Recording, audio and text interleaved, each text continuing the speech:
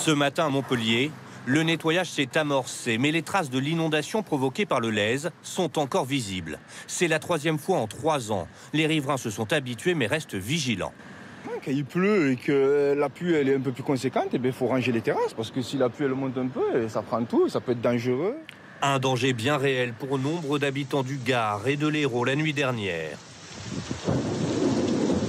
Voici à quoi ressemblait le centre-ville de Nîmes vers 1h du matin.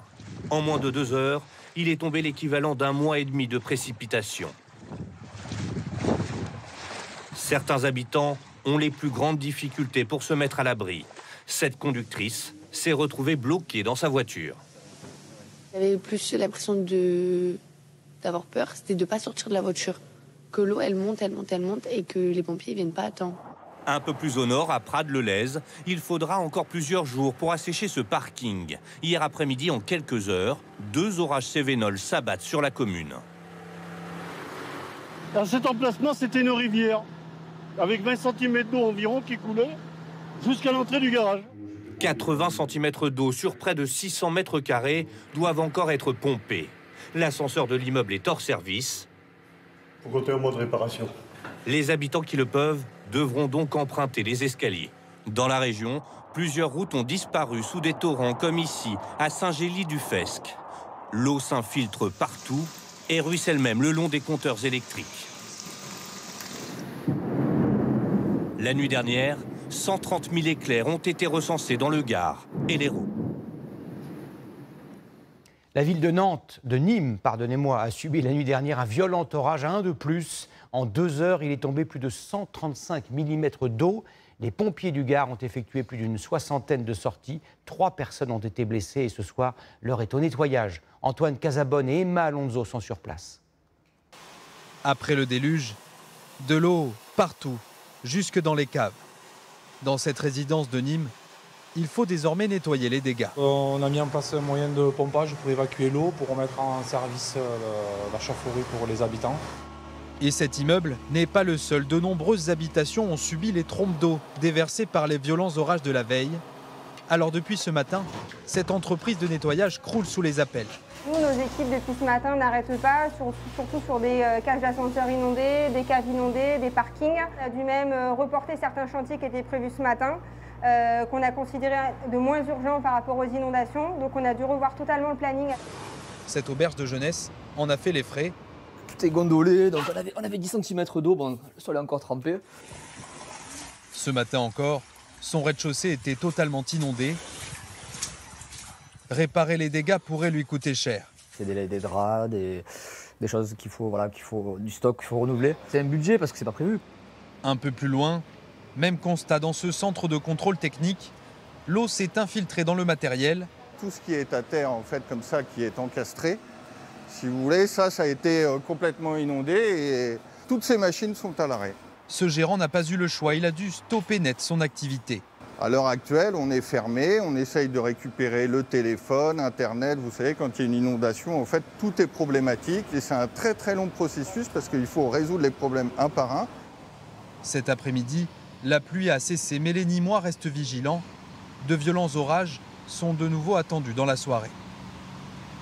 Que font les communes qui subissent régulièrement de tels orages? Certaines ont pris des mesures très concrètes. Elles ont amélioré la voirie, l'évacuation des eaux et modifié le plan d'urbanisme. Regardez l'enquête d'Alice Bacot et Charles Arrigoni. Il a veillé toute la nuit pour signaler la moindre inondation. Ça affecte à quel niveau? D'accord, c'est au sud vraiment. Sud d'Alendé globalement. Ouais. Derrière ses écrans, Guillaume analyse, tente d'anticiper la puissance des orages avant qu'ils ne touchent la ville de Nîmes et fassent des dégâts. On essaye d'avoir des yeux un peu partout, donc pour ça on dispose notamment des caméras. On a également un ensemble de capteurs sur le territoire qui nous permet d'évaluer en direct les quantités de pluie, les hauteurs d'eau et les débits. La ville garde en mémoire les inondations meurtrières de 1988 qui avaient fait 9 victimes. Depuis, des tunnels de 3 km de long appelés cadereaux ont été construits sous la ville pour permettre à l'eau de s'évacuer rapidement. Il y a eu un traumatisme qui s'est opéré et maintenant je m'aperçois qu'il n'y a plus ce traumatisme. Ça arrive, c'est impressionnant mais ça part vite. On se sent beaucoup plus en sécurité. On va aller vers des épisodes de plus en plus violents. Je pense qu'il ne faut pas arrêter là, il faut continuer. Désormais, c'est en dehors de Nîmes que ces ouvrages sont construits. On va venir capter tous les ruissellements pour envoyer les eaux dans cet ouvrage et cet ouvrage il va envoyer les eaux dans un bassin carrière. Chaque année, 15 millions d'euros sont dépensés par la métropole. Mais en 2014, une seule inondation a suffi à rentabiliser les travaux. C'est 45 millions d'euros de dommages qu'on a évités lors d'un seul événement. Donc oui, ça fonctionne. Les orages restent en partie imprévisibles. Ces cas d'euros n'auraient pas suffi à évacuer toute la pluie tombée en 1988. Ils en auraient seulement limité les dégâts. Outre le Gard, 12 autres départements du sud et de la vallée du Rhône sont en vigilance orange aux orages. Vigilance orange également pour des risques d'inondation dans l'Hérault, le Vaucluse et les Bouches-du-Rhône. Un orage stationnaire très impressionnant s'est abattu cet après-midi sur le massif des Alpilles. Lise Cloy et Florian Fernandez. Dans le massif des Alpilles, en quelques minutes, la pluie a transformé la route en torrent. Par endroits, il est tombé jusqu'à 100 mm. Là, on est vraiment très proche d'avoir une tornade. Plusieurs départements sont touchés par ces orages, soudains, très localisés.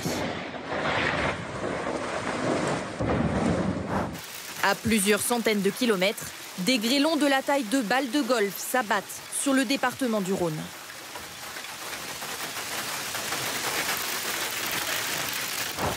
Ici, dans le département de la Loire, 30 minutes de grêle en continu.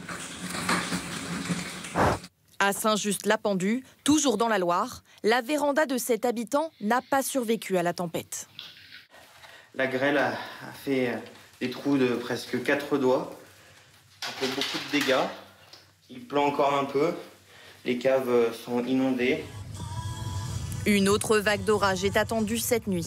Elle inquiète les prévisionnistes car elle devrait s'accompagner de vents violents, pouvant atteindre 80 à 100 km/h par endroit. La nuit dernière, le département du Gard a connu 3 niveaux de vigilance différents. Orange, rouge au milieu de la nuit, puis à nouveau orange. Vous vous demandez sans doute à quoi sert le déclenchement d'une vigilance rouge à 2 h du matin, alors que les habitants dorment. Florence de Juvigny et Baptiste Guénet tentent de répondre à cette question. Elle n'a été déclenchée que 52 fois en 20 ans. Pourquoi une vigilance rouge?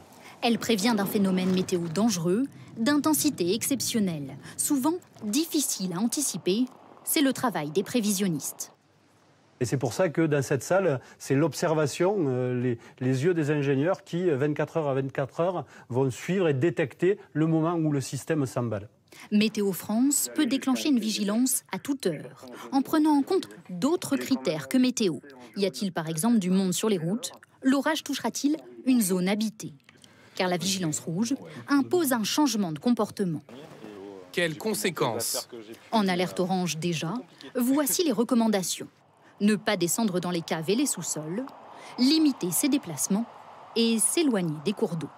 Mais en alerte rouge, la préfecture ouvre une cellule de crise. Le ton change. Ce sont désormais des injonctions.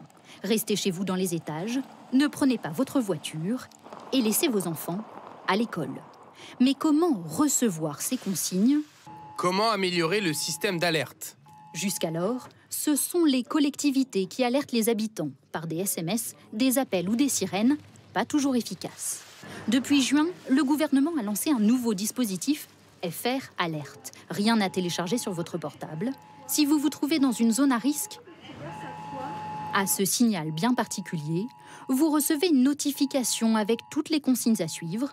Le dispositif devrait bientôt être opérationnel.